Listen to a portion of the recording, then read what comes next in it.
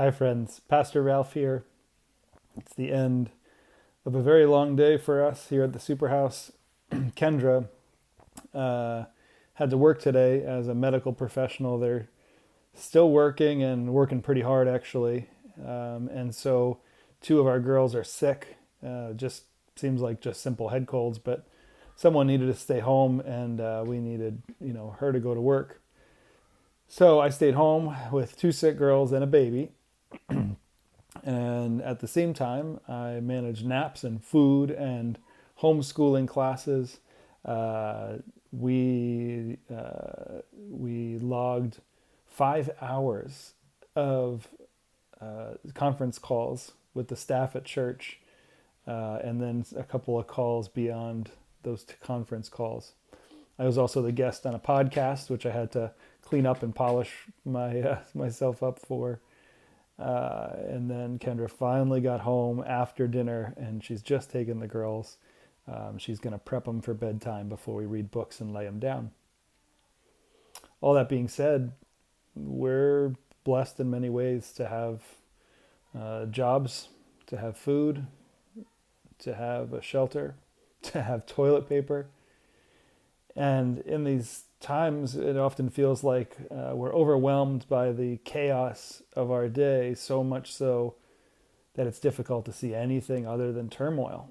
I see a lot of parents who are making jokes about homeschooling, which is fair because it's rough. But in some regard, it doesn't help if it just stresses you out and you're carrying that burden around for another day. And so many times at the end of the day, what we say is that it's important that we give our concerns to God. In Psalm 41, it even says, "Let our prayers rise up like sweet-smelling incense before you, and let the lifting of my hands be an offering to you." And it's almost like all those burdens and all that weight we carry, whether it's tired from something that went well or tired and exhausted from something that was difficult, at the end of the day, it's important we let go and we give it up to God. Or we wind up that anxious person who lies awake in bed all night thinking about things, and their brain won't stop.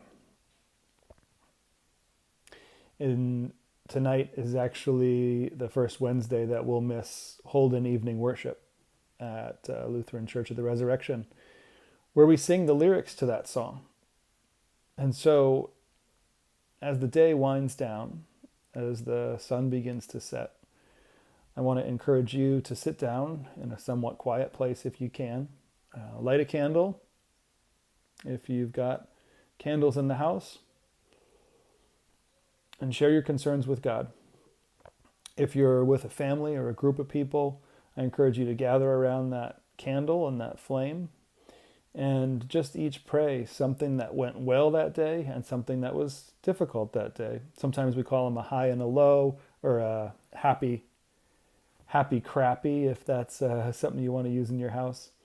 But just go around and share something that went well and something that didn't go well. And then I want to encourage you to just lift your hands up in a posture of release and letting go of those things altogether, and out loud pray the words of that psalm. Let my prayers rise up like incense before you, and let the lifting of my hands be an offering to you. So that as we lay down to rest, we know that Christ has done his work for us and all our burdens may be lifted, and we may be ready and energized for a new day. And in this chaos, we know a new day might not bring us relief or something better. And so the only thing we can rely on is the God who wanted to take it all from us and proved that in Jesus Christ. So take some time tonight, give it up to God. Let that smoke that rises off the candle be like the burdens off your shoulders, the weight and the anxiety in your mind. After you've prayed that prayer, blow the candle out and then finish getting ready for bed, and turn in, relax, and hopefully you're feeling a little more relief today. If you're not feeling relief, or if you are in a situation where you need some help, our church has set up a Thrive team that can help provide for some of your practical needs. If you want to call the church office, I'll put the number in the links below. Call the church office. Just let them know you'd like a call from the Thrive team. They'll give you a call. They can do some errands for you if you need someone to go out and pick up some practical stuff like food, paper products, prescriptions even. They can also get you on a meal schedule for someone to bring meals by. Also, we want to offer prayers.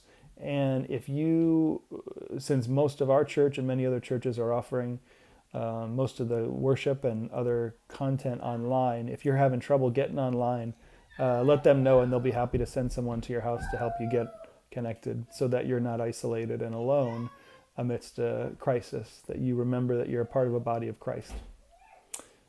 Thanks for listening. We'll post a link tomorrow as well for the worship service that we'll have on Sunday morning.